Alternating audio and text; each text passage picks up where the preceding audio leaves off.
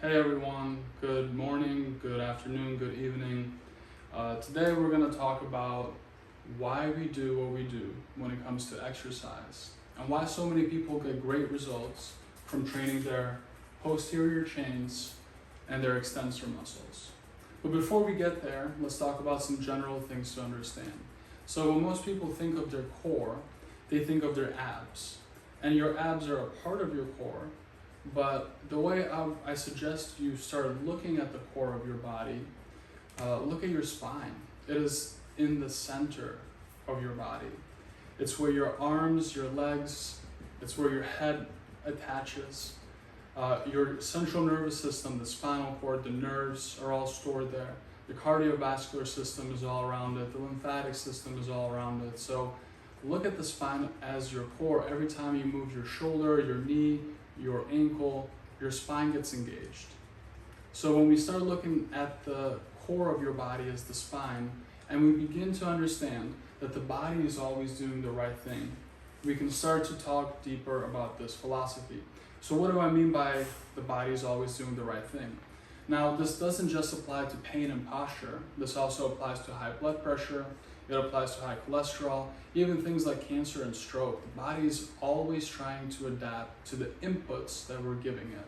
But for the purpose of today's video, let's understand how pain and how our postures and what we're feeling, that's just the body trying to do the right thing.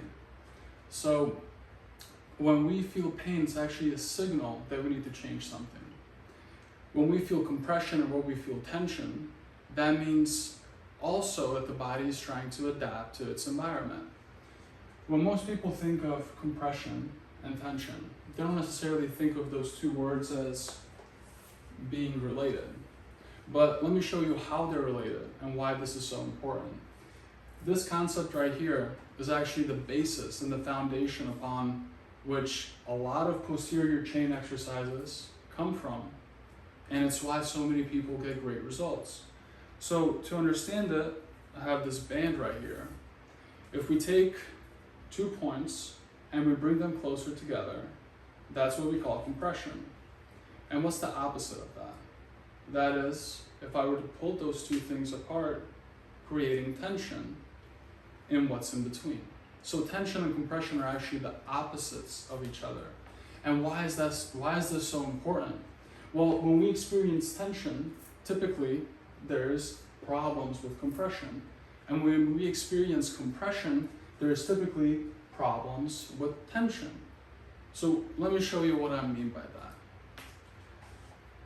So let's look at this perfect posture, right? From the side, this is what your spine should look like. 45-degree curve right here. So let me stand so you can visualize it. 45-degree curve in the neck, so the head is above the shoulders. Another curvature of the spine kind of caving in. Another curvature of the low back, 45 degrees, same as the neck. And then this is your tailbone, it's curved the other way. Now what happens when the head starts to shift forward, whether it's from traumas, whether it's from lifestyle, whether it's just being in a sympathetic state all the time. So when the head starts to shift forward, the body compensates. The chest starts to cave out more. We're going to get this hump in the upper back, sometimes even in the middle back. The pelvis is going to rotate and shift forward, and we get into this flexed position. Now, this is a problem if we spend a lot of time here, because the biggest force that our bodies have to handle is gravity, right? So if our head is shifted forward, the area right here, C5 at the bottom of my neck, C6, that's going to experience the most pressure because gravity is pulling my head down. So this is like a fulcrum. Same thing here, T1, T2, and I highlighted these areas. Such a common area for compression because there's more tension when our head shifts forward. Same thing for T12, where the curve of the thoracic and the dorsal spine changes to the lumbar spine. This is another common area for compression. And then lastly, L5S1. Now, it's not a coincidence that the most common areas of arthritis in anyone's spine is at C5 and L5. So, compression is going to lead to arthritis. And this is why it's so important to understand. So now if we have these points of compression, these areas of compression, and if compression is the opposite of tension, and if the body is always doing the right thing, the body is going to naturally create tension. So when the head shifts forward, you may experience tension between your shoulder blades, tension in your neck. You may even experience tension in your low back because the pelvis is also shifting forward, creating compression here. Now, tension is not a bad thing. Tension is what the body is trying to do because there is compression. But if that tension is ignored and nothing is done about this, eventually it's going to lead to pain. And when we have pain, if we continue to mask the symptom, whether it's through taking a medication or even things like a cold shower or a sauna, and do nothing to change this and change posture, those areas of compression are only going to get more compressed, there's only going to be more tension, and the pain is going to continue to come back. So what I'm talking about here today is how to change this and how to get out of this cycle. And the whole principle here is to create tension in the back part of your body, to have you be more upright, to have those muscles stabilize you, stabilize your spine. What the word posterior means is the back side of your body. And the word chain is referring to a group of muscles that are all connected, and they go from your heel, Achilles, calf, hamstring, glute, erectors, all the way to the upper back, neck, and attached to the base of your skull. So if there's any weak links, any areas of compression along the back side of your body here, right, coming from the spine, those areas of compression are going to lead to pain. So what we want to do is we want to strengthen the extensors, which is another word for essentially the posterior muscles. We want to strengthen the extensors so your body is naturally inclined to be in this upright posture and position where your spine is able to handle gravity with grace.